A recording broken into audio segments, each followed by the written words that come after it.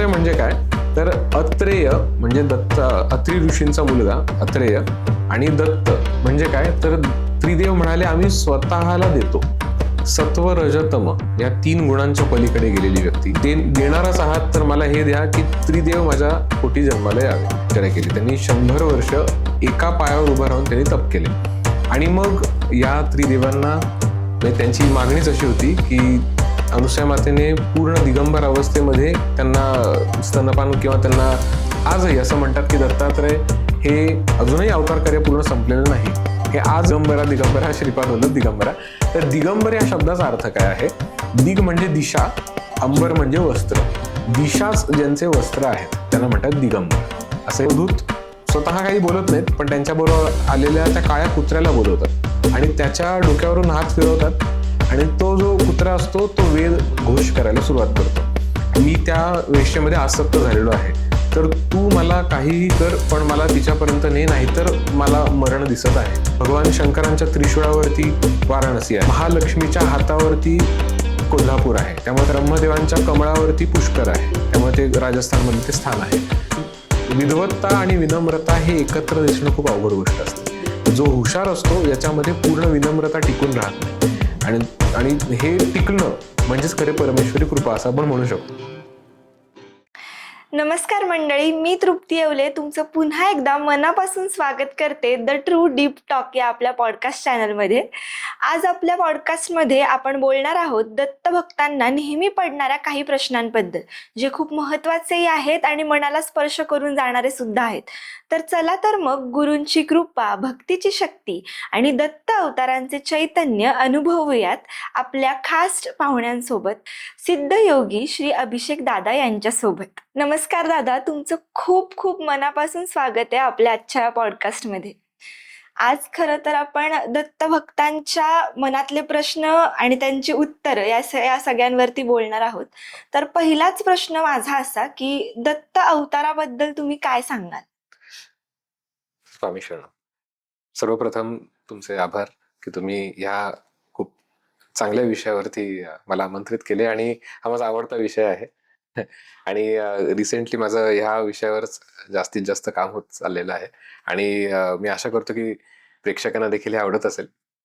दत्तात्रय हे माझ्या दृष्टीने आणि अनेक अशा दत्तभक्तांच्या दृष्टीने म्हणजे परब्रह्म, साक्षात परब्रह्म, किंवा आपण म्हणू की एक परमात्मा जो आहे, हा जेव्हा 2 भागात विभक्त होतो त्याला आपण परब्रह्म पराशक्ती म्हणतो.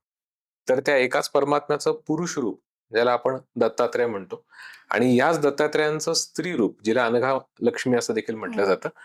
तर आपण सर्वजण भाग्यवान आहोत की आता दिवसेंदिवस आपण बघतोय की श्रीपाद श्री वल्लभ नृसिंह सरस्वती श्री स्वामी समर्थ यांचे भक्त वाढत चाललेले आहेत, आणि आज त्यांच्याच कृपेने आपण एकत्र आलेलो आहोत. तर दत्तात्रय म्हणजे साक्षात परब्रह्म, आणि त्यांच्याच कृपेने किंवा त्यांच्या संकल्पाने आपण एकत्र आलो आहोत. तर माझ्या दृष्टीने तोच एक परमेश्वर आहे दत्तात्रय. तर दादा, आपण आपल्या सगळ्यांनाच माहिती आहे की अनुसूया मातांनी कशी परीक्षा दिली होती आणि कसे त्रिदेव प्रसन्न झाले होते. तर मग ही कथा सर्वांना माहितीच आहे, हो. पण या कथेपूर्वीची पण काही कथा आहे का जी आपल्या प्रेक्षकांना माहिती नाहीये? हो, खूपच छान प्रश्न आहे हा. आपण एकदम स्टार्ट टू एंड जाऊ आणि थोडासा इंट्रोडक्शनचा पार्ट पण कव्हर करू, म्हणजे जेणेकरून प्रेक्षकांना देखील सोपं जाईल. परमेश्वराने संकल्पाने स्वतःला अनेक रूपात विभक्त केलं. त्यातले एक रूप म्हणजे ब्रह्मदेव, आणि मग परमेश्वराने किंवा परमात्म्याने ब्रह्मदेवाला वेद दिले. मग वेदांच्या अनुषंगाने ब्रह्मदेवाने सगळी सृष्टीची निर्मिती केली, किंवा आपण म्हणू उत्पत्ती केली. त्याचबरोबर 7 मानस पुत्र त्यांनी निर्माण केले. तर त्या 7 मानस पुत्रांपैकी दुसरा म्हणजे अत्रि ऋषी. अत्रि ऋषी किंवा अत्रि या शब्दाचा अर्थ काय आहे? सत्व रजतम या 3 गुणांच्या पलीकडे गेलेली व्यक्ती, अजून जागृत स्वप्न सुषुप्ती अवस्था या अवस्थांच्या पलीकडे गेलेली व्यक्ती, स्थूल सूक्ष्म कारण या देहांच्या वर गेलेली व्यक्ती म्हणजे अत्रि. हे 3 अवस्था वर गेलेली व्यक्ती, त्याला अत्रि असं त्यांना नाव पडलं. तर हे अत्रि ऋषी. आणि दुसरं म्हणजे कर्दम ऋषी यांची प्रचंड तपश्चर्या होती, आणि त्यांचं तपबल हे त्यांची भार्या देवहूती यांच्यामध्ये प्रवेश करून ज्या महासतीने जन्म घेतला किंवा अवतरित जी महासती झाली, तिला आपण अनुसूया म्हणतो. अनुसूया म्हणजे जिला कोणाही बद्दल असूया नव्हती, कोणाही बद्दल जेलसी आपण म्हणू का असं काही नव्हती, आणि जी कायम सगळ्यांची आदरातिथ्य करायची, जिच्या स्वप्नातही कधी कुठला अतिथी असमाधानी होऊन गेला नाही, अशी ही अनुसूया माता.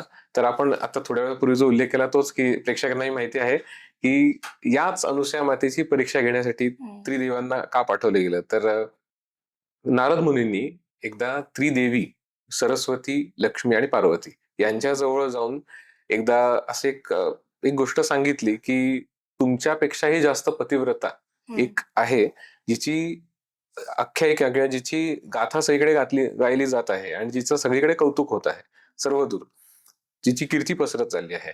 तर मग त्रिदेवी म्हणाल्या ईर्षेने की ही नक्की कोण आहे, तर मग हिची परीक्षा घेण्यासाठी आम्ही आमच्या पतींना पाठवतो. म्हणून मग त्रिदेव तिची परीक्षा घेण्यासाठी गेले.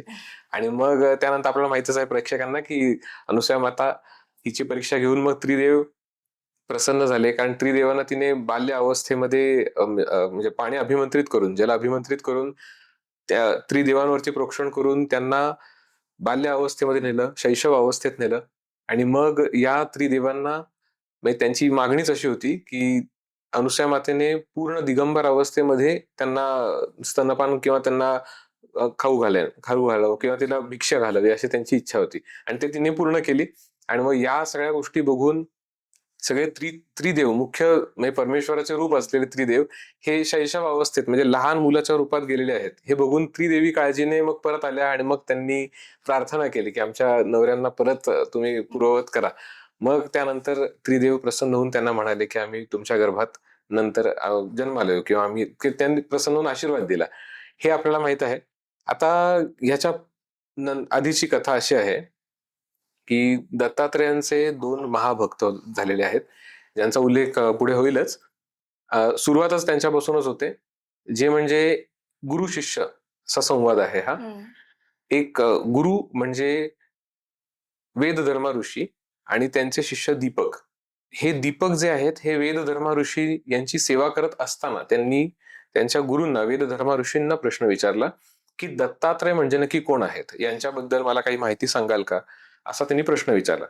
मग हे ऐकल्यानंतर वेदधर्मा ऋषींना अष्टभाव जागृत झाले आणि अतिशय आनंद झाला, आणि आनंदाच्या स्वरात मग त्यांनी कथा सांगायला सुरुवात केली. त्यांनी सुरुवात अशी केली की भार्गव कुलामध्ये एक ब्राह्मण दाम्पत्य राहत होतं, जे अतिशय सच्शील होते आणि सात्विक प्रवृत्तीचे होते, देवभक्त होते, सगळे नियम निष्ठेचं पालन करायचे, पण तरी देखील त्यांना अपत्य प्राप्ती झाली नव्हती, आणि म्हणून मग ते चिंतित होते.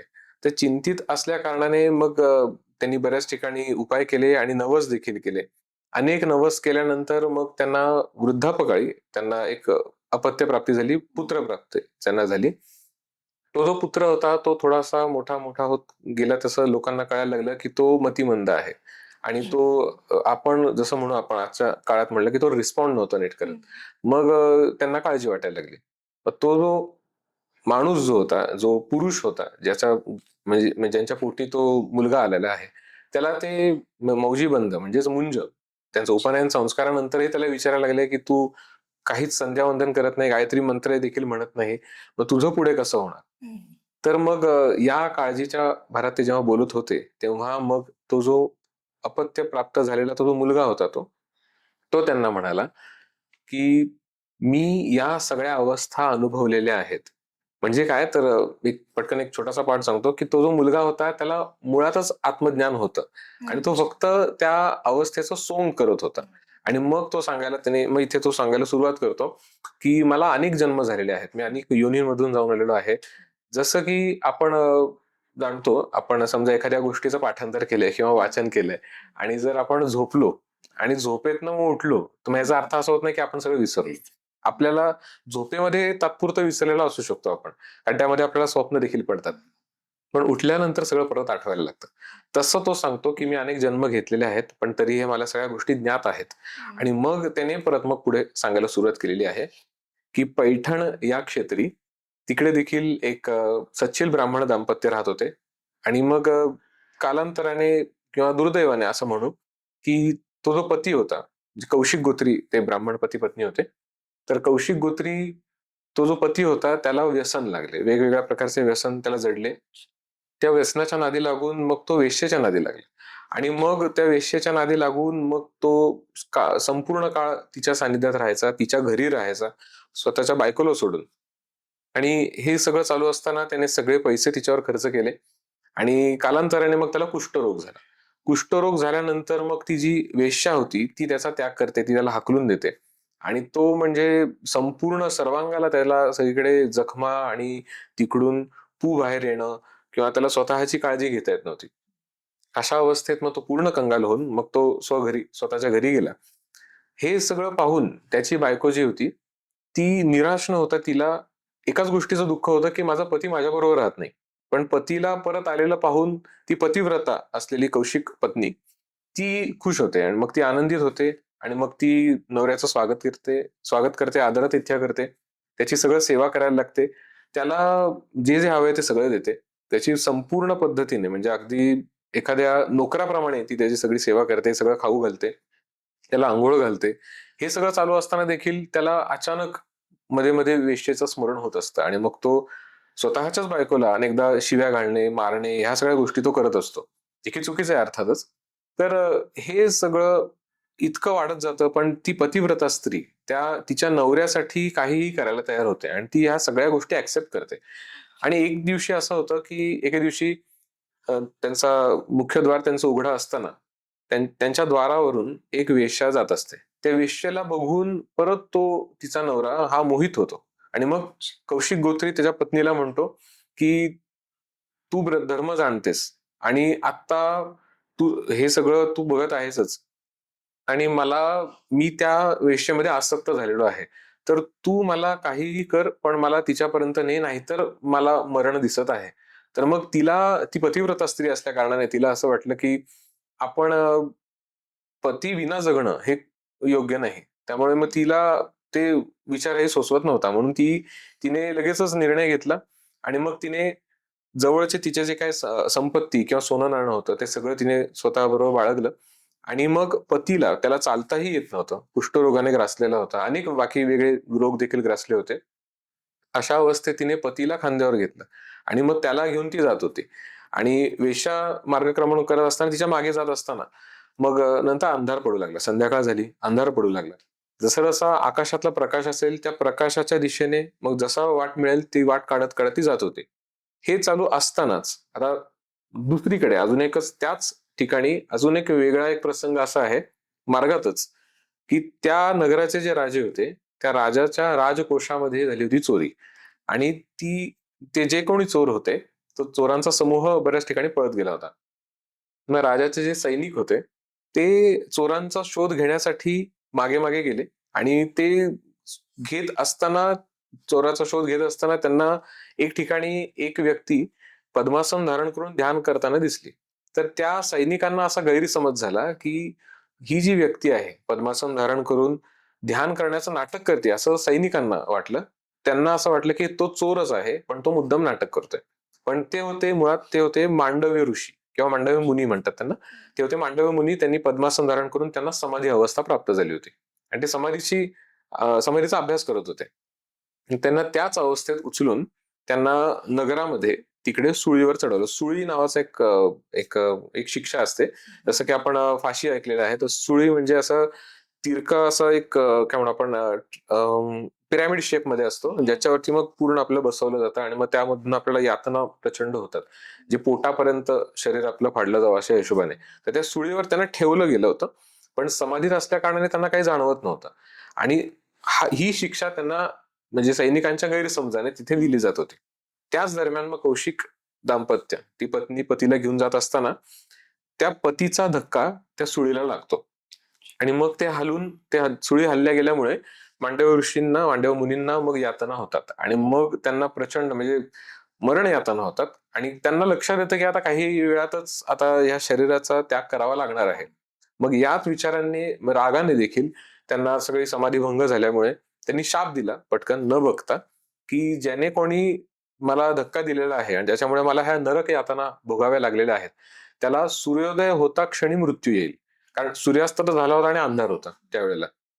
मग हे ऐकून कौशिक पत्नी जी होती तिने हे ऐकलं. मग तिला काळजी वाटायला लागली की आता हिचा पत्नी मरणार, हिचा पती मरणार. तिला माहित होतं की आता मांडव मुनींचा शाप काही खोटा ठरणार नाहीये.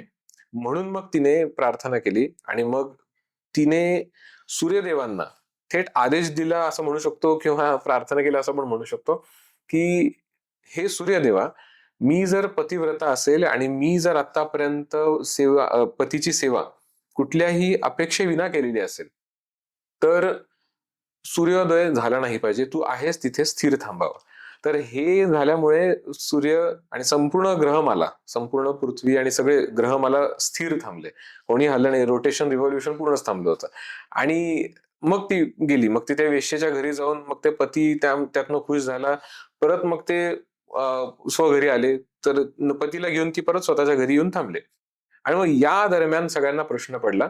सगळे देवता आणि ऋषी सगळे चिंतित झाले की आता पृथ्वीचा कार्यकलाप थांबला का आहे, सूर्योदय का होत नाहीये. आणि मग या सगळ्याचा परिणाम काही दिवस असा झाला की या सगळ्याचा वाईट परिणाम पृथ्वीवर व्हायला लागला, की जेणेकरून वृक्ष वनस्पती अजून वातावरण सगळं डिस्टर्ब झालं. सगळ्यांनाच त्रास व्हायला लागला. देवतांना देखील मग यज्ञ होत नव्हते, अग्निहोत्र होत नव्हते. त्यामुळे देवतांना आहुती मिळत नव्हती. देवता जे आहेत स्वर्गातले, त्यांना यज्ञाने बळ मिळतं. जर आपण इथे यज्ञामधून आहुती दिली आणि मग ती आहुती वर पोहोचली, तर मग त्यातून देवतांना बळ प्राप्त होऊन मग ते आपल्यावर कृपा करत असतात. पण जर तसं नाही झालं, यज्ञ लोप झाले आणि कमी झालं, ती मग नैसर्गिक आपत्ती जास्त प्रमाणात पृथ्वीवर वाढायला लागते. अर्थात मनुष्य देखील या कारणीभूत आहेतच, पण ही काही उदाहरण मी सांगितली. हे झाल्यानंतर मग सगळेजण चिंतित झाले, इंद्रदेवांकडे गेले. इंद्रदेवांनी सांगितलं की आपण ब्रह्मदेवांकडे जावं. सगळेजण ब्रह्मदेवांकडे गेले. ब्रह्मदेवांकडे जाऊन मग ब्रह्मदेवांना सांगितल्यानंतर ब्रह्मदेव म्हणाले की सध्या पृथ्वीवरती जी महापतिव्रता म्हणजे अनुसया जी आहे, तिच्या हस्तक्षेपाशिवाय कोणी म्हणजे वेगळा काही तरणोपाय नाही. तर आपण सगळ्यांनी तिथे जावं. तर मग किंवा तुम्ही सगळ्या देवतांनी मिळून तिथे जा असं सांगितलं. मग अत्री ऋषींच्या आश्रमात अनुसया माता यांचं दर्शन घेण्यासाठी सगळे देवता गेले. आणि अनुसया मातेने सगळ्यांना प्रश्न विचारला की आम्ही कोणालाही आवाहन न करता आणि एवढं दुर्मिळ तुमचं दर्शन असताना सगळे देवता आज आमच्या दारी कसे काय? मग देवतांनी ही सगळी हकीकत सांगितली. मग अनुसया माता म्हणाली की हरकत नाही, मी तुमच्या मदतीला यायला तयार आहे. अत्री, अनुसया माता आणि बाकी सगळे देवतागण हे सगळे अगदी सगळ्यांचे ऑरा किंवा सगळ्यांचे प्रकाश हे अख्ख्या पृथ्वीवरती अंधार असताना देखील त्यांच्या प्रकाशाने सगळं दैदिप्यमान होत होत होत होत भूमी पावन होत होत कौशिक गोत्रीय त्या दाम्पत्याच्या घरी हे सगळे गेले. आणि मग अनुसया माता हिला पाहून मग ती कौशिक गोत्री असलेली ती पत्नी जी आहे ती खुश होते, ती आनंदित होते, ती लगेचच आलिंगन देते. आणि मग त्यांचा बराच मोठा संवाद आहे. त्या संवादामध्ये एक पार्ट असा येतो की हा सगळा प्रकार अनुसया माता तिला विचारते आणि मग कौशिक गोत्री पत्नी सांगते की माझा पती जर गेला तर माझं जगणं काय मोलाचं नाही, आणि तुला देखील मला वेगळं सांगायला नको कारण तू देखील पतिव्रता आहे. आणि मग त्यांचं पतीबद्दलचं हे सगळं त्यांचं डिस्कशन फार छान, हा सगळा पार्ट आहे, मी खूप शॉर्ट सांगतोय आता. आणि मग हे होऊन मग अनुसया माता तिला सांगते की आता तू एक ऐक की या सगळ्या गोष्टी गरजेच्या आहेतच, आणि या नादात म्हणजे तू स्वतःच्या या कामासाठी किंवा स्वतःच्या या स्वार्थासाठी पृथ्वीचा पूर्ण किंवा सृष्टीचा ग्रहमालेचा सगळा कार्यकलाप थांबवणं ही अतिशय चुकीची गोष्ट आहे. तर तू त्वरित सूर्यदेवाला आता मुक्त कर किंवा तुझ्या बंधनातून किंवा तुझ्या शब्दातून मुक्त कर आणि प्रत्येकाला आपापलं कार्य करू दे, हे सुरू कर. मग ती म्हणते की जर मी हे केलं आणि दारुण शाप लागलेला म्हणजे कर्दम ऋषींचा लागलेला शाप, सॉरी मांडव मुनींचा लागलेला शाप, याने माझा पती मृतप्राय पडेल, तर मग याला उपाय काय? अनुसया माता म्हणते की मी स्वतः हस्तक्षेप करते आणि माझ्या तपोबलाने तुझ्या पतीला परत जिवंत करते, माझ्यावर विश्वास ठेव. हे मग अर्थात हे तंतोतंत खरं होतं. कौशिक गोत्री जी पत्नी असते ती सूर्याला मुक्त करते, सगळे कार्यकलाप सुरू होतात सृष्टीचे, आणि मग सूर्योदय होता क्षणी त्याला तो मृतप्राय पडतो आणि मग स्वतःच्या तपोबलाने अनुसया माता त्याला परत जिवंत करते. आणि तो जसं की आपण झोपेतनं उठून बसतोय तसं तो झोपेतनं उठून उभा राहिल्यासारखा तो उभा राहतो. त्याचे सगळे तामसिक राजसिक असे गुण निघून जातात, तो पूर्ण सात्विक होतो. त्याचे सगळे रोग निघून जातात आणि मग त्याला परत पूर्वस्मृती जागृत होतात की आपल्याकडनं ह्या बऱ्याचशा अशा चुका घडलेल्या आहेत आणि त्याला रिअलायझेशन होतं म्हणून आपण. आणि मग ते दोघंही दाम्पत्य, कौशिक गोत्री दाम्पत्य सुखी तर संसार करतातच. या सगळ्या दरम्यान सगळे देवता मिळून अनुसूया मातेचं प्रचंड कौतुक करतात आणि म्हणतात की अनुसूया मातेशिवाय हे सगळं शक्य नव्हतं. आणि मग सगळे देवता म्हणतात, म्हणजे अगदी अग्निदेवता, वरुण देवता, अजून सगळे म्हणजे वायू देवता, इंद्र देवता, हे सगळे जण मिळून अनुसूया मातेचं कौतुक करून त्यांचा आभार मानतात आणि त्यांना म्हणतात की तुला काय हवं असेल ते आम्हाला माग, आम्ही तुला आता कुठल्याही प्रकारची अट न ठेवता तुला लगेच वरदान द्यायला आम्ही तयार आहोत. मग सगळ्या देवतांचं हे ऐकून अनुसूया माता म्हणते की तुम्ही देणारच आहात तर मला हे द्या की त्रिदेव माझ्या पोटी जन्माला यावे. आणि हे ऐकून मग त्रिदेव बाकी सगळे जे देवता असतात, उपदेवता म्हणून आपण स्वर्गातले, हे कुठल्याही गोष्टीचा पुढचा मागचा विचार न करता तथास्तु म्हणून मोकळे होतात. आणि मग अशा प्रकारे म्हणजे ही गोष्ट होऊन मग त्यानंतरही पुढे काही प्रसंग आहेत आणि मग यानंतर हा दत्तात्रयाचा अवतार आपण अनुभवला आणि तो ऐकतो आपण. मग पुढची प्रचलित कथा आपल्याला माहित आहे. नक्कीच. दत्त भक्तांसाठी आज काहीतरी नवीन कळाले असं आपण हो. म्हणू शकतो. तर दत्तात्रयांची जर भक्ती आपल्याला करायची असेल तर ते आपण कोणत्या प्रकारे करू शकतो आणि भक्तीचे असे किती प्रकार असतात? भक्तीचे प्रकार बऱ्याचशा ग्रंथांमध्ये, सद्ग्रंथांमध्ये आहे, पुराणांमध्ये देखील सांगितलेलं आहे. नवविध भक्ती आहेत, 9 प्रकारच्या. मग स्मरण, वंदन, सख्य सेवन, अर्चन, दास्य, श्रवण, कीर्तन आणि सर्वात्म निवेदन, असे टोटल 9 भक्ती आहेत. या प्रकारे या सगळ्या 9च्या 9 प्रकारे भक्ती होत असते आणि ही असं नाही की आपण एक ठरवूनच करावं, बऱ्याचदा वेगवेगळ्या पद्धतीने होत असते आपल्याकडनं. जशा जशा आपल्याला सानिध्य प्राप्त होतात त्यानुसार आपल्याकडनं भक्ती होते. याच भक्ती आता एक छोटासा वेगळा पाठ सांगतो थोडा, की या नवविध भक्ती दत्तात्रयांचे अनेक शिष्य होऊन गेलेले आहेत. त्यांनी देखील रिस्पेक्टिव्हली या भक्ती अनुसरल्या, ज्यामध्ये कार्तवीर्य, अलर्क राजा, परशुराम, भगवान परशुराम म्हणतो मी, अजून विष्णुदत्त, यदुराजा, आयुराजा, आता काही वेळापूर्वी मी उल्लेख केला ते दीपक आणि वेदधर्मा ऋषी आणि असंख्य असे भक्तगण दत्तात्रयांचे, ज्यांनी ह्या नवविध भक्तींचं रिस्पेक्टिव्हली तसं अनुसरण केलं. अजून एक उल्लेख येतो दत्त महात्म्यामध्ये, जसं की मी आता उल्लेख जो करतोय तो दत्त महात्म्य म्हणजेच दत्त पुराण, याचं ट्रान्सलेशन आहे दत्त महात्म्य. त्याच्यामध्ये हे सगळे कथा आहेत. एक उल्लेख असा येतो की दत्तात्रय आणि त्यांचे प्रथम शिष्य जे आहेत कार्तवीर्य अर्जुन, तर कार्तवीर्य अर्जुन जे आहेत यांचा संवादामध्ये दत्तात्रय कार्तवीर्य अर्जुनांना सांगतात की एकदा इंद्रदेव हे बृहस्पतींच्या आश्रमात जातात आणि त्यांचं दर्शन घेऊन तिथे बसलेले असतात. तर त्या दरम्यान ते बघतात की बृहस्पती म्हणजे देवगुरु बृहस्पती यांच्या आश्रमामध्ये अनेक शिष्य एकाग्र चित्ताने वेगवेगळ्या सद्ग्रंथांचे पारायण करतात किंवा अभ्यास करतात. तर याचा थोडस लोकांना शॉकिंग वाटू शकतं, पण ग्रंथात दिल्याप्रमाणे की काही काही शिष्य हे चार्वाक यांचं लोकायत ग्रंथाचं पारायण करतायत किंवा अभ्यास करतात. ज्या ज्या लोकांना माहित नसावं याचा अर्थ काय, तर मी सांगतो. चार्वाक म्हणजे कोण, तर सत्ययुगापासून काही जणांच्या मते, त्रेतायुगापासून अशी एक व्यक्ती होती चार्वाक नावाची, की जे नास्तिक होते, ज्यांना देव आणि स्वर्ग, नरक, पाताळ वगैरे ह्या सगळ्या गोष्टींवरती विश्वास नव्हता. पण ते पृथ्वीवरील काही गोष्टी आणि आपण एक प्रकारे म्हणू सिविक सेन्स वगैरे त्याबद्दलचा त्यांचा तो अभ्यास आहे. तर त्यांनी लिहिलेला ग्रंथ आहे लोकायत ग्रंथ, त्याचं अध्ययन चाललेलं आहे. दुसरं कामशास्त्रावरती अभ्यास आला आहे, शिल्पकलावरती अभ्यास झालेला आहे, तंत्रविद्येवर अभ्यास झाला आहे. तर या सगळ्या गोष्टी बघून इंद्रदेव बृहस्पतींना म्हणतात की या सगळ्या गोष्टींचे अभ्यास जर मनुष्य करायला लागला किंवा शिष्य करायला लागले तर मग हे सगळ्या आसक्तीत अडकणार आणि मग मुक्तीचा मार्ग तर कोणाला मिळणार नाही. तर मग याला उपाय काय? मग बृहस्पतींनी पुढे काही कथा सांगितलेल्या आहेत. तर मी आता तेवढं तर नाही सांगू शकणार, पण थोडासा उल्लेख करतो छोटासा, की त्यामध्ये अनेक असे उदाहरणं दिलेले आहेत कथांमध्येच, की आपण दत्तात्रयांचीच भक्ती करायचं म्हटलं तर ती कशाही प्रकारे होते आपल्याकडून. बेसिकली काय आहे, तर आपण कलियुगात आहोत. कलियुगामध्ये आपण स्मरणाने, फक्त नामस्मरण जरी म्हटलं तर त्याने देखील कुठल्याही देवतेची भक्ती होते. दत्तात्रय हे एक विलक्षण दैवत असल्या कारणाने हे आपल्याकडून भक्ती करवून घेतात.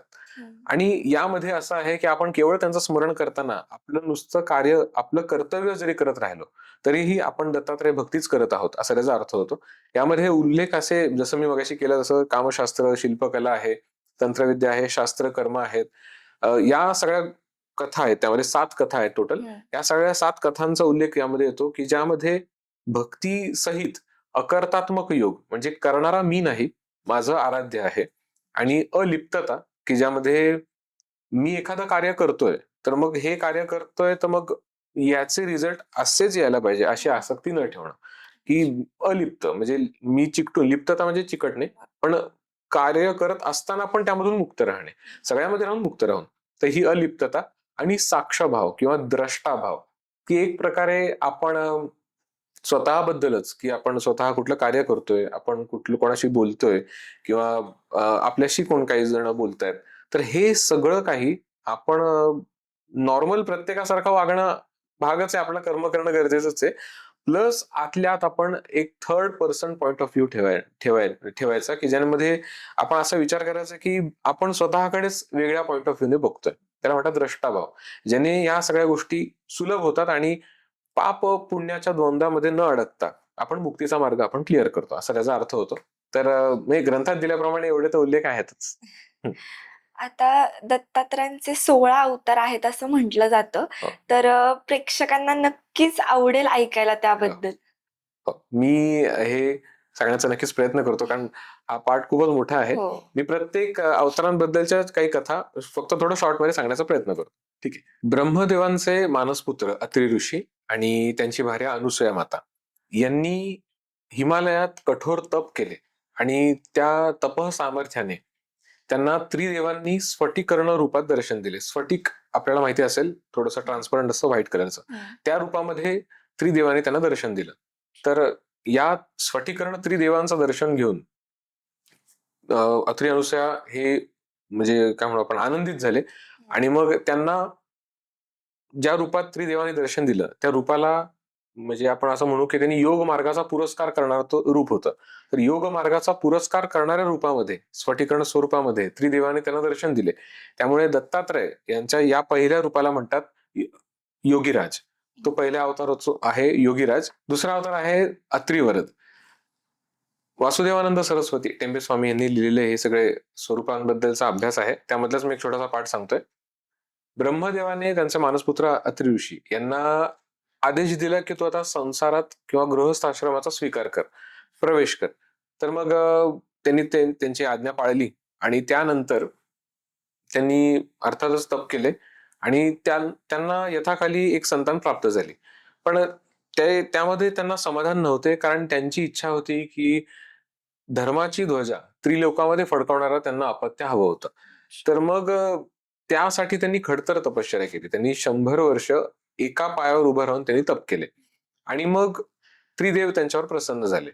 त्रिदेवांनी एकत्रित त्यांना दर्शन दिले. अत्रि ऋषी त्यांना म्हणाले की मी एकाचे ध्यान केले, मग तुम्ही तिघ कसे काय आला, तुम्ही तिघांनी दर्शन कसे दिले? मग त्रिदेव त्यांना म्हणतात की आम्ही तिघे एकच आहोत, आमचं स्वरूप आम्ही एकच आहोत, फक्त आम्ही 3 भागात विभक्त होऊन येतो. तर अशा वेळेला अत्रि ऋषींवरती ते प्रसन्न होऊन त्यांना वर प्रदान केला. त्यामुळे या दुसऱ्या रूपाला दत्तात्रयांच्या म्हणतात अत्रिवरद.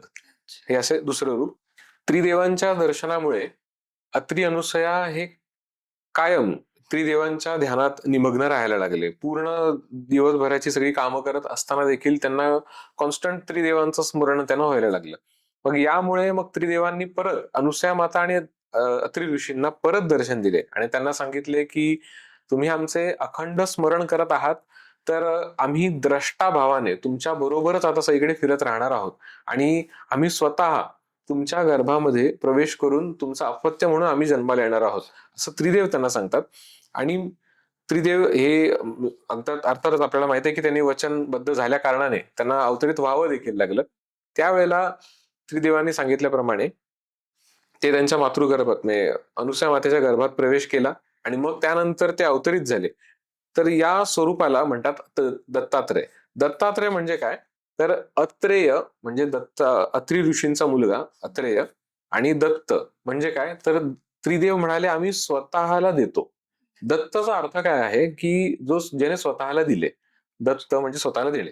तर दत्तात्रय म्हणजे ते म्हणाले आता माझ्या स्वरूपाचं नाव असेल दत्तात्रय.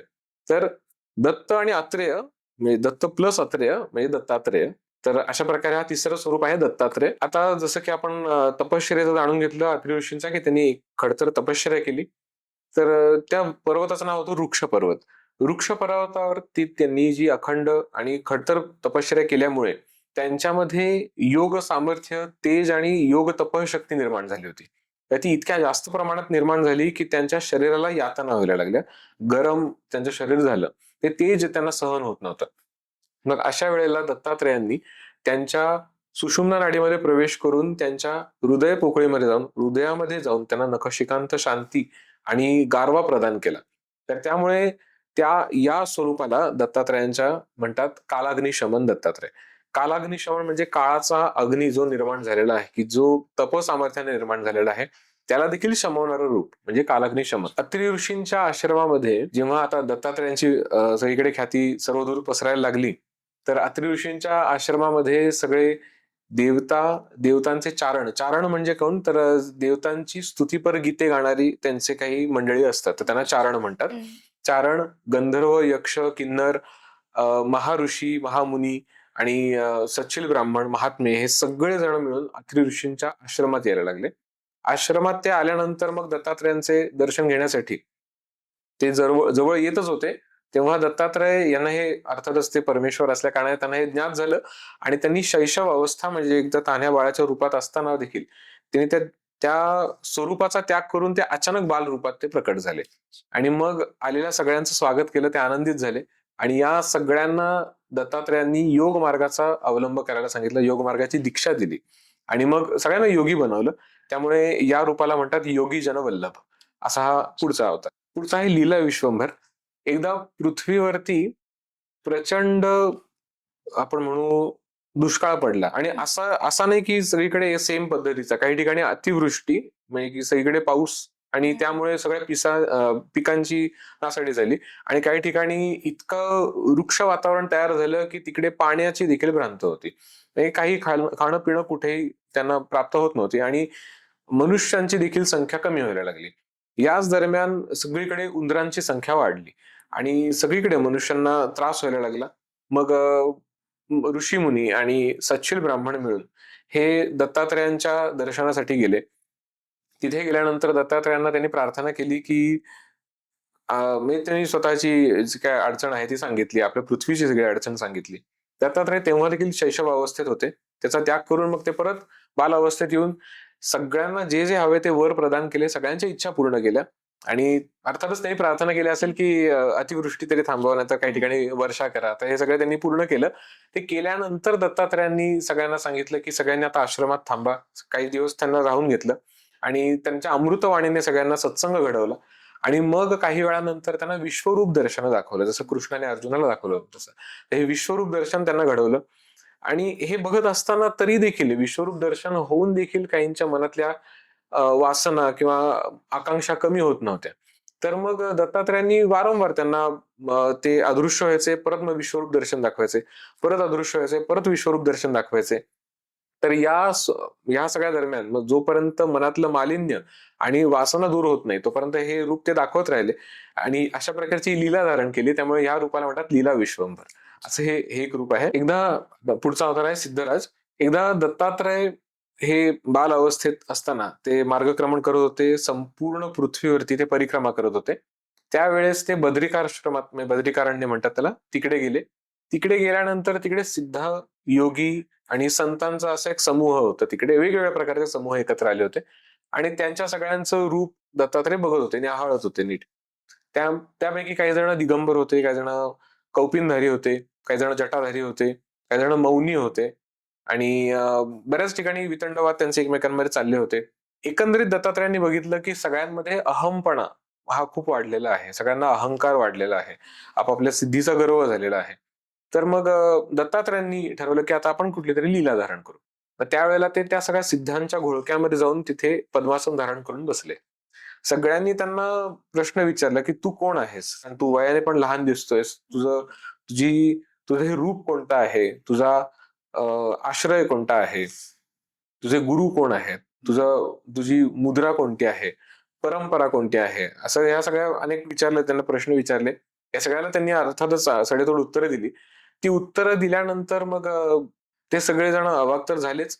याच दरम्यान तिथे 2 अश्विनी कुमार, 11 रुद्र, 11 रुद्र, अजून 12 आदित्य, अष्टवसू, सगळे यक्ष, किन्नर, देवता, गंधर्व, देवदूत हे सगळेजण विमानाने किंवा त्यांच्या वाहनांनी आकाशमार्गाने जात होते. आणि अचानकपणे मग त्यांची गती खुंटते आणि मग ते तिकडे खाली जे सिद्धांच्या घोळक्याच्या जवळ तिकडे येऊन ते बसतात, थांबतात तिकडे आणि जमिनीला त्यांचा स्पर्श होतो. तर त्यातील अनेक सिद्धांचं असं मत निर्माण होतं किंवा त्यांचा गैरसमज होतो की ते त्यांच्या सिद्धीमुळे इथे येऊन तिकडे अडलेले आहेत किंवा थांबलेले आहेत. मग दत्तात्रय त्यांना म्हणतात की तुम्ही एकमेकांमध्ये वाद घालू नका. आता एक आपण यावरनं विकल्प काढू की जे जे कोणी आपापल्या शक्ती सामर्थ्याने यांना वर तरंगायला भाग पाडतील आणि स्वस्थानी जायला त्यांना भाग पाडतील, ती व्यक्ती तिचं सामर्थ्य त्याचं मोठं आहे किंवा ती व्यक्ती मोठी सिद्ध आहे असं आपण ठरवू. सगळेजण तसा प्रयत्न करतात पण त्यांना ते जमत नाही. शेवटी दत्तात्रय जे बालावस्थेत असतात ते उभे राहतात आणि मग सगळ्यांना अनुग्रह करून सांगतात की माझी कृपा तुमच्यावर अखंड राहील आणि आता तुम्ही आपापल्या स्वस्थानावर तुम्ही जाऊ शकता. असं केल्यानंतर सगळेजण आपापल्या स्वस्थानी जातात. मग सगळे सिद्ध त्यांना शरण येतात आणि अहंकाराचा त्याग करतात अर्थातच. आणि मग या रूपाला म्हणजे दत्तात्रयांच्या या रूपाला सिद्धांनी नाव दिलेलं आहे सिद्धराज. तर दत्तात्रयांचं हे देखील नाव आहे सिद्धराज. अनेक वर्ष उलटल्यानंतर दत्तात्रयांच्या मनात एक विचार आला की आपण ज्या सिद्धांना आपण अनुग्रहित केले, ज्यांना आपण अहंकाराचा त्याग करायला सांगितला, तर ते आता कामनेच्या आहारी तर नसतील गेले ना. कामना म्हटलं तर क्रोध त्याबरोबर येतोच. तर काम आणि क्रोध याचा त्यांना स्पर्श होऊन त्यांच्या आत्मज्ञानामध्ये बाधा तर नाही निर्माण होणार. म्हणून मग दत्तात्रय अजून एक लीला धारण करतात. या वेळेला मात्र ते 16 वर्षीय व्यक्तीचं रूप धारण करतात. 16 वर्षीय म्हणजे 16 वर्षाच्या मुला एवढं रूप ते धारण करतात आणि त्याच सिद्धांच्या घोळकामध्ये परत जातात. तिथे जाऊन सगळे ते एकमेकांमध्ये वाद त्यांचे चालूच असतात आणि त्यांची चढाओढ सुरू असते. तर या दरम्यान ते तिथे सगळ्यांमध्ये जाऊन पद्मासन धारण करून हवेत तरंगतात आणि सगळ्या सिद्धांच्या आपण म्हणू हाईटच्या रेषेच्या देखील वर ते वर तरंगत असतात आणि त्यांच्यामधून ज्ञान तरंग बाहेर पडायला लागतं. म्हणजे त्यांच्यामधून ज्ञानाचं तेज बाहेर पडत असतं. हे सगळं बघून बऱ्याचशा सिद्धांना ते बघवत नाही. मग त्यांना ते त्यांच्या सिद्धीचा, मंत्र सामर्थ्याचा किंवा अजून काय तपोबलाचा ते आधार घेतात आणि त्यांना खाली आणण्याचा प्रयत्न करतात. ते देखील होत नाही म्हणून बरेच सिद्ध मिळून त्यांना त्यांच्या शरीराला धरतात किंवा काही जण लिटरली त्यांच्या पायांना पकडून लटकतात. पण तरी देखील ते खाली येऊ शकत नाहीत.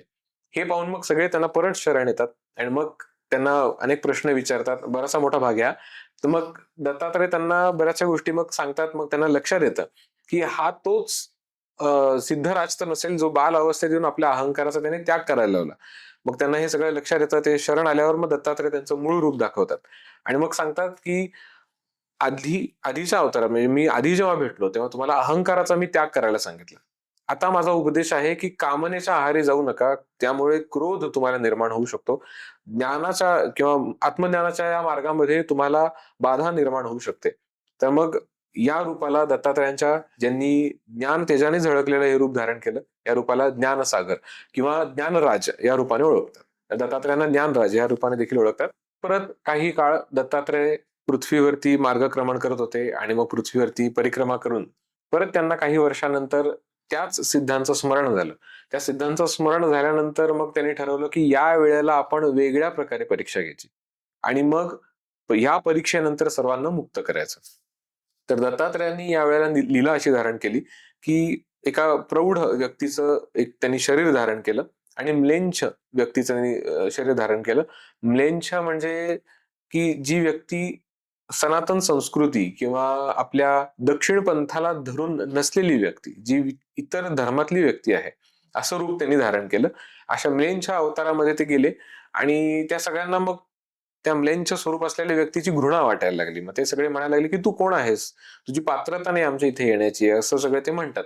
आणि हे सगळं असताना देखील मग दत्तात्रय त्यांच्याकडे लक्ष देत नाहीत आणि ते एका ठिकाणी कोपऱ्यात जाऊन पद्मासन धारण करून ध्यान अवस्थेत बसतात आणि एकदम ते सखोल ध्यानात असताना बरेच जण त्यांना काय काय प्रश्न विचारतात, ते त्याला काही रिस्पॉन्ड करत नाहीत. त्यांच्यामधून काही परत प्रकाश लहरी बाहेर पडतात.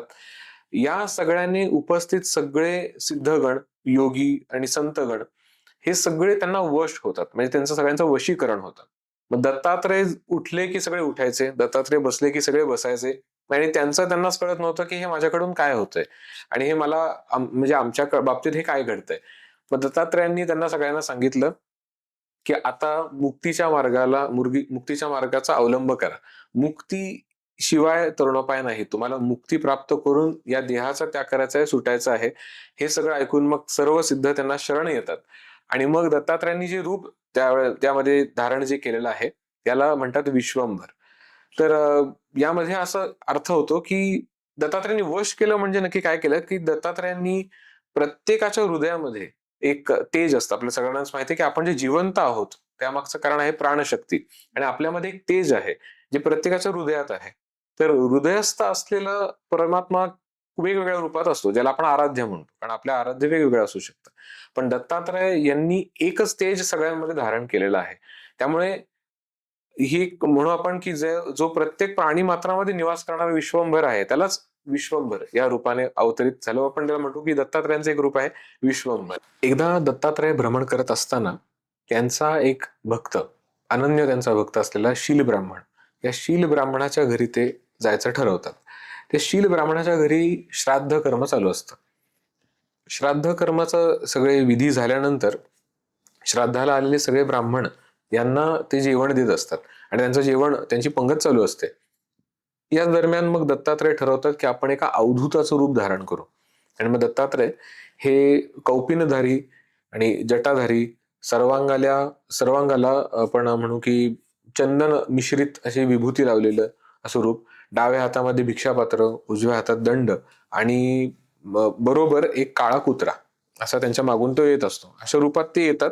तर ते रूप त्या अवधूताचं पाहून मग सगळे ते उपस्थित ब्राह्मणगण जे असतात ते नावं ठेवतात. ते त्या अवधूताचा अपमान करतात आणि मग त्याला, म्हणजेच दत्तात्रय स्वरूप असलेल्या अवधूताचा अपमान करतात. त्याला म्हणतात की तू कोण आहेस आणि किती अमंगल्यप्रद तुझं स्वरूप आहे आणि तू इथे याचं काय कारण.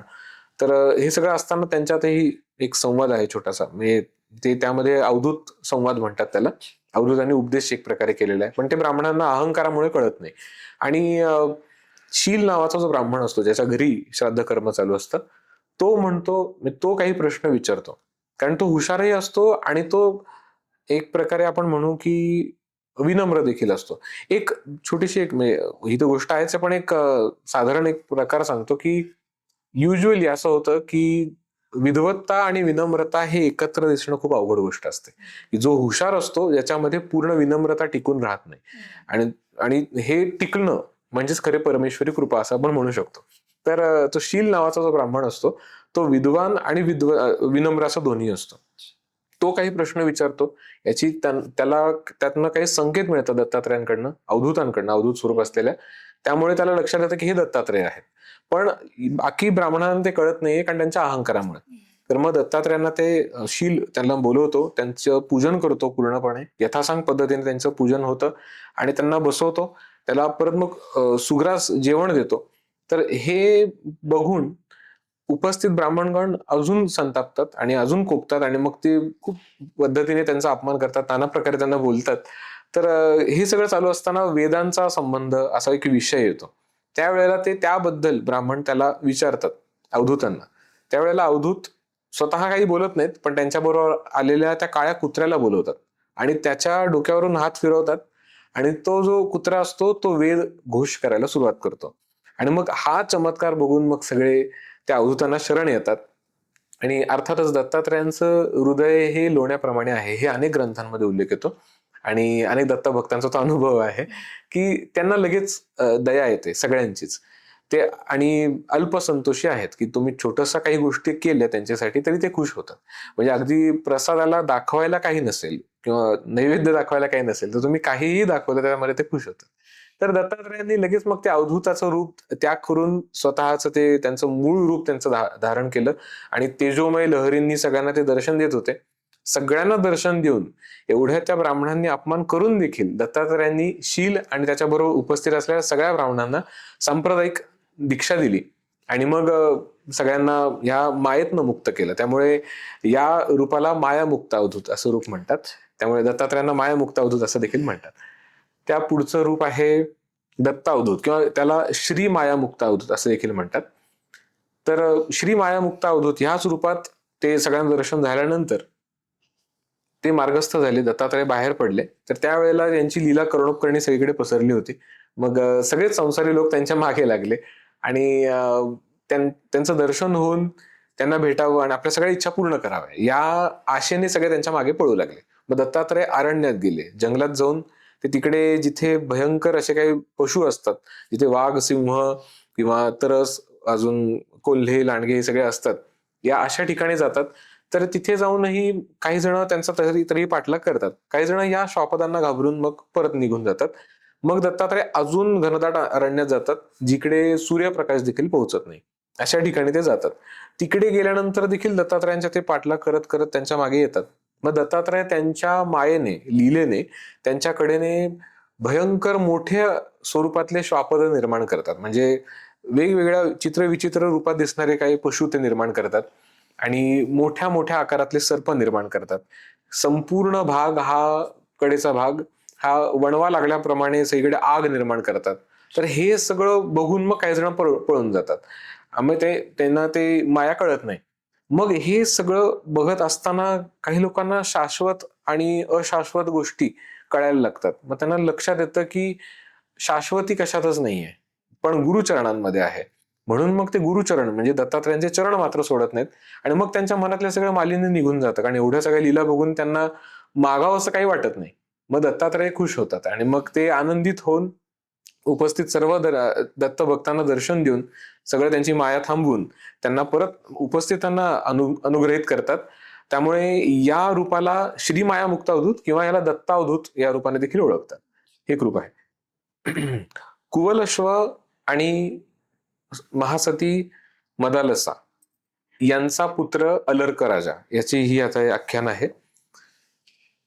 कुवलश्व आणि महासती मदालसा यांनी गृहस्थाश्रमाचा त्याग करून त्यांनी ठरवलं की आपण आता वानप्रस्थाश्रमाला जाऊ आणि मग काही दिवसांनी मग संन्यास दीक्षा ग्रहण करू.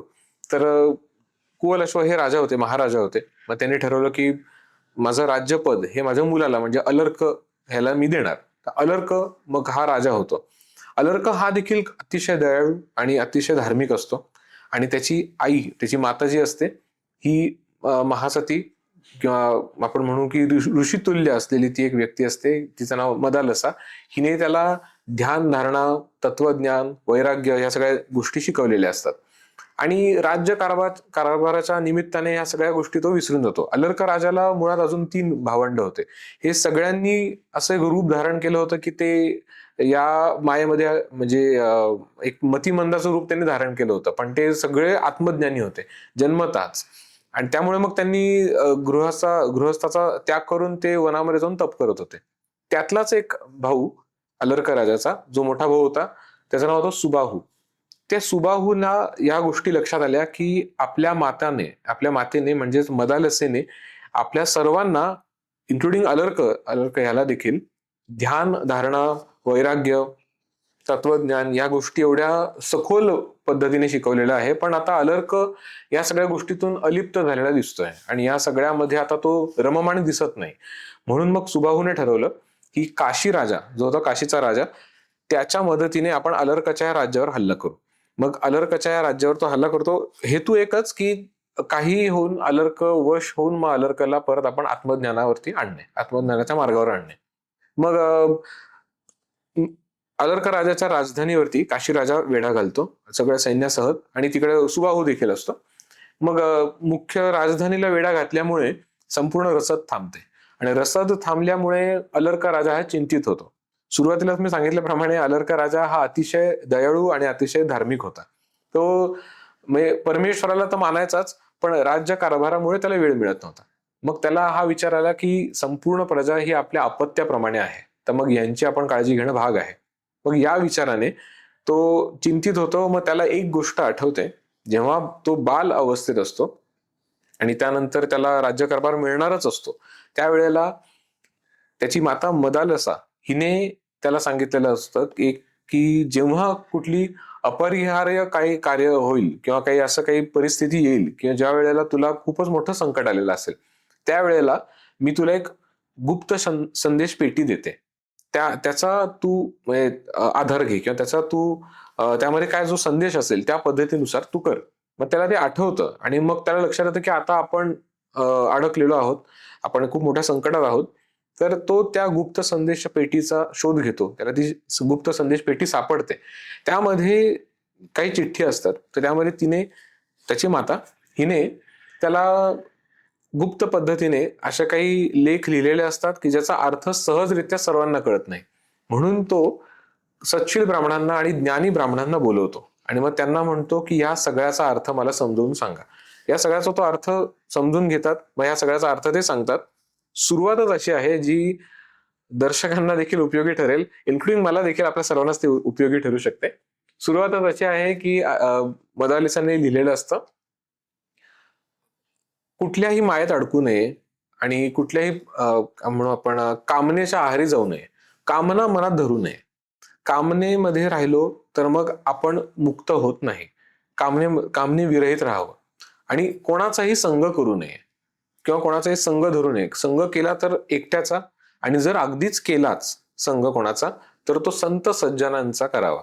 तर यासाठी सत्संगामध्ये राहावे, सत्संगतीमध्ये राहावे. आणि मग ह्यामधनं बाहेर पडण्यासाठी आपण संतांची संग करणारच असू तर एक पुढे मग उल्लेख येतो दत्तात्रयांना भेट. मग दत्तात्रयांची भेट घेणे अलर्काला असा त्याला त्यामध्ये निर्णय म्हणजे एक संदेश असतो. मग अलर्का राजा ठरवतो की आपण दत्तात्रयांना भेटायचं. दत्तात्रय त्यावेळेला असतात सह्याद्री पर्वतावरती, आजही दत्तात्रय सह्याद्री पर्वतावर असतात. तर तिथे दत्तात्रय यांची भेट घेण्यासाठी अलर्का राजा निघतो. त्याच्या रथाला मार्ग मोकळा करून सुबाहू सांगतो काशी राजाला की ह्याला जाण्याचा मार्ग मोकळा करा, कारण तो काहीतरी आता आपत्ती आली आहे, त्यामुळे तो आता मार्ग काढण्यासाठी जातोय, तो त्याला जाऊ दे. त्याला जाऊ देतात. तो जातो, दत्तात्रयांचे त्यावेळेला दर्शन घेतो. दत्तात्रय दर्शन घेण्यापूर्वी म्हणजे तो मार्गस्थ असतानाच दत्तात्रय हे अर्थातच अंतर्यामी असल्या कारणाने त्यांना हे सगळं दिसत असतं आणि ते बघत असतात. दत्तात्रयांच्या देखील मनातला एक भाग त्यामध्ये लिहिला गेलेला आहे.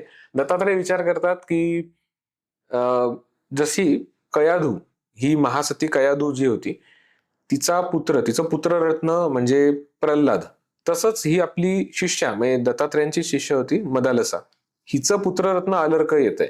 तर या पुत्ररत्नाला देखील आपण तसाच अनुग्रह करू, याच उद्देशाने ते थांबलेले असतात.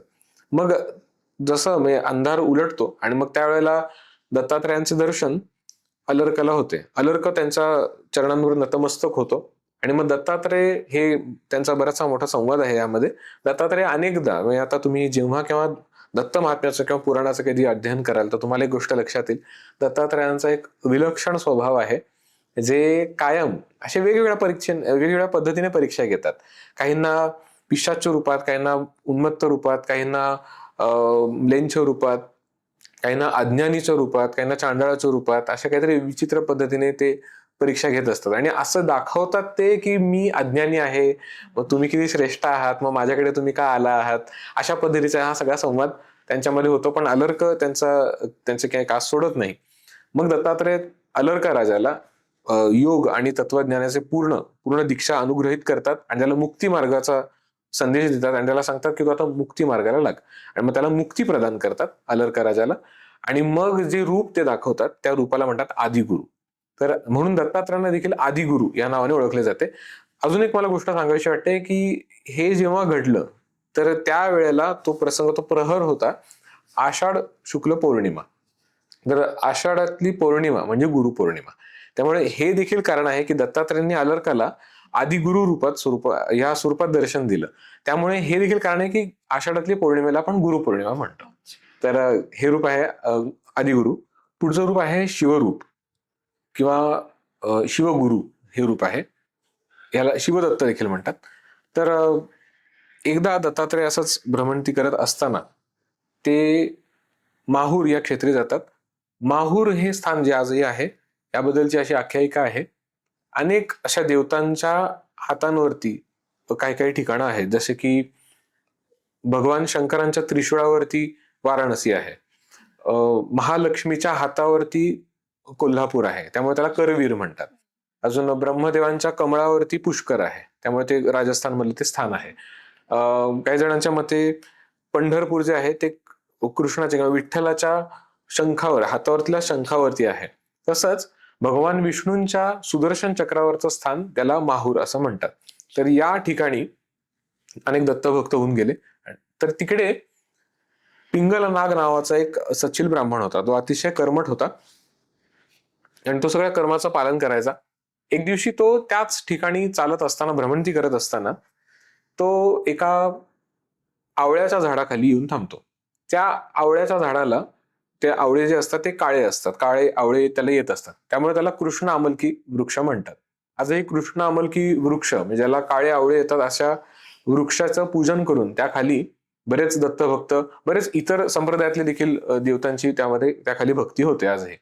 तर या कृष्ण आमलकी वृक्षाखाली पिंगलनाग बघतो की तिकडे एक कुमार अवस्थेतला एक व्यक्ती बसलेला आहे आणि तो वेदांचं पठण का अध्ययन करतोय.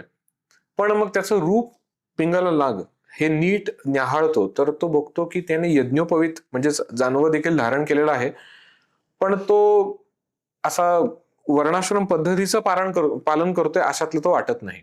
आणि तो अतिशय मळकट कपडे, व्रात्य असं रूप असलेलं, संस्कारहीन असलं रूप, असं त्याचं रूप आहे, ज्याने शिखा नीट धारण केलेली नाही, कपड्यांचे नीट पालन नाही, त्याचा ओव्हरऑल त्याच्या आचरणावरनं त्याला लक्षात येत नाही. त्यामुळे पिंगल नाग त्या कुमाराला विचारतो की तुझा आश्रम नक्की कोणता आणि तुझं हे रूप कोणतं, तू अतिशय व्रात्य आणि संस्कारहीन दिसतोस, पण तरी देखील तू हे काय म्हणू आपण वेदांचं अध्ययन करतोयस, मग तुला अधिकार कोणी दिला. मग यावरती खूप मोठे डिस्कशन आहे, पण मी फक्त शॉर्ट मध्ये सांगतो. तर मग मी पिंगलनाग त्याला विचारतो ना, तू ब्राह्मण वाटतोय ना, क्षत्रिय वाटतोय ना, वैश्य ना, शूद्र, पण मग तू नक्की काय आहेस. तर मग पिंगलनाग ह्याच्या या प्रश्नाला उत्तर देताना तो कुमार त्याला सांगतो की तू जो आश्रम म्हणतोय त्या आश्रमाहून मी वेगळाच आहे. विकल्प म्हणजे भेद, पण मी विकल्पाचा भेदाभेद न पाळणारा, ऐक्यभाव जपणारा आणि आत्मचिंतनात रमणारा असा पंचाश्रमी आहे. तर मी पंचाश्रमी कसा आहे, तर मग अशा पद्धतीने मोठं त्यामध्ये फार छान असा उल्लेख येतो. आणि मग पंचाश्रमी म्हणजे काय सगळ्याचा अर्थ सांगून मग तो जो कुमार असतो तो एक विलक्षण असं रूप पिंगलनाग याला दाखवतो. त्याचे अमृतवाणी त्याचा बोल त्याच्या कानी पडल्यामुळे पिंगलनाग याच्या अंतरंगामध्ये तेज निर्माण होते आणि मग त्या तेजामुळे त्याचा सगळा अहंकार, त्याचं सगळं आतमधलं काय म्हणू आपण मालिन्य सगळं निघून जातं.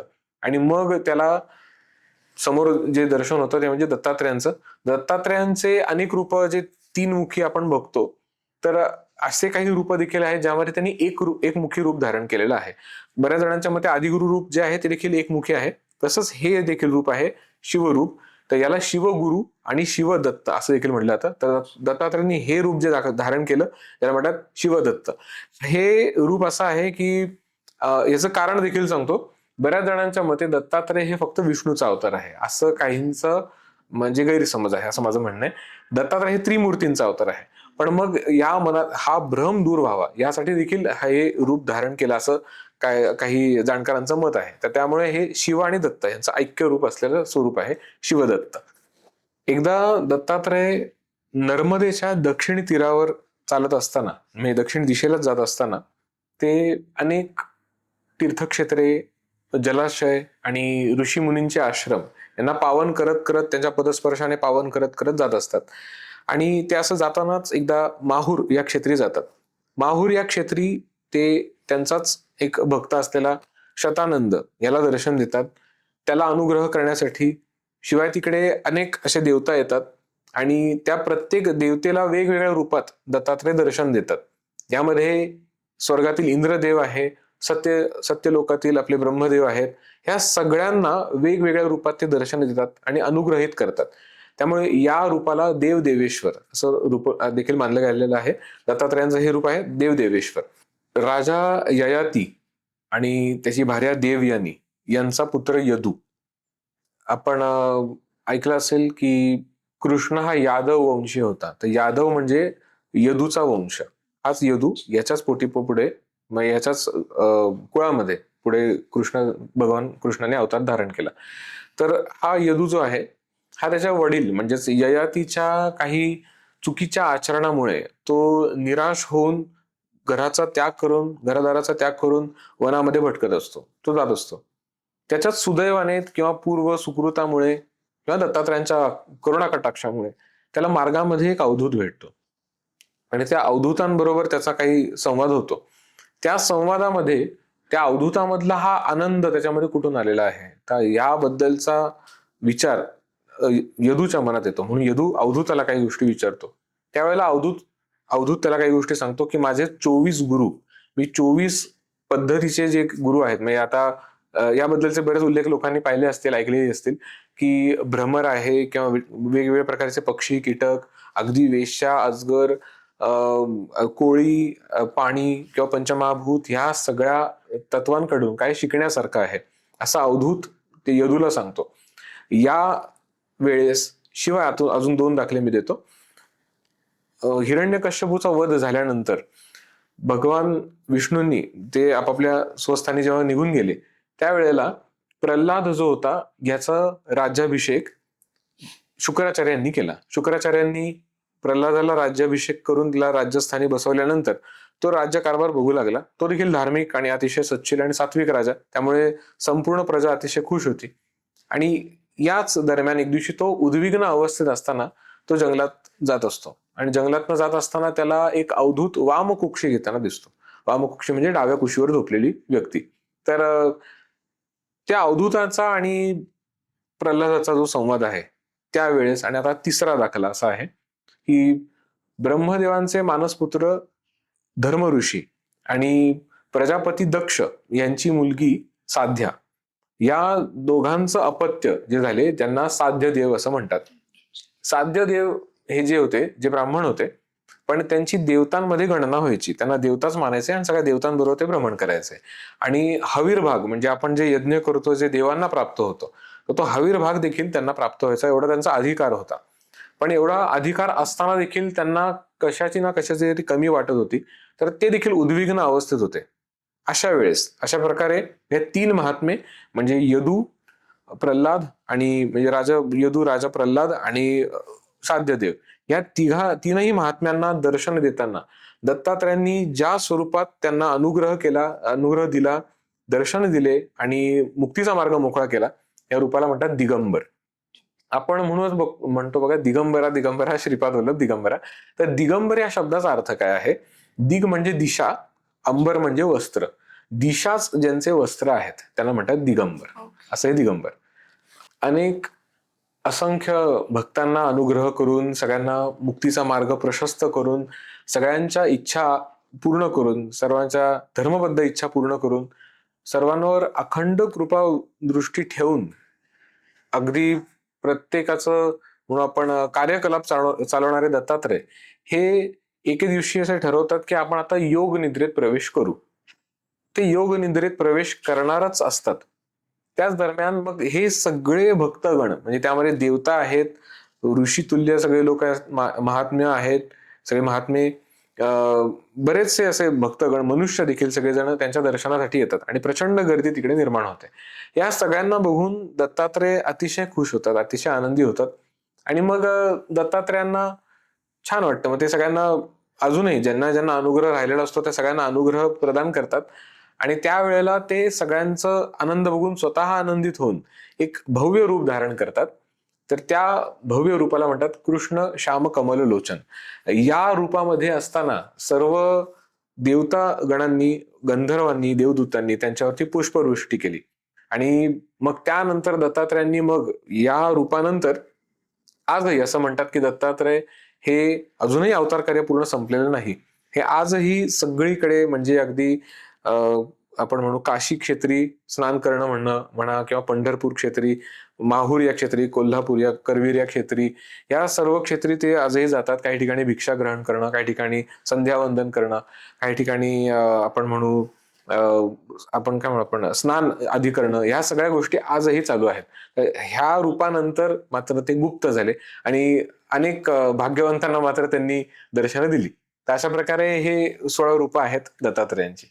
खूपच सुंदर ही रूप आहेत आणि आपल्या प्रत्येक अवतारातून त्यांनी समाजाला काहीतरी वेगळा संदेश देण्याचा प्रयत्न केला, असं आपण म्हणू शकतो. हो, नक्की नक्की. दादा, जसं नारायणांची सत्यनारायण ही पूजा आपण करतो किंवा शिवांची लघुरुद्र ही पूजा असते, तसंच दत्तात्रयांची कोणती पूजा आपण केली पाहिजे घरात किंवा ऑफिसमध्ये? तर दत्त भक्तांसाठी माझ्याकडे खूप महत्वाचा प्रश्न आहे की की दत्तात्रय म्हटल्यानंतर डोळ्यासमोर येतं ते गुरुचरित्र.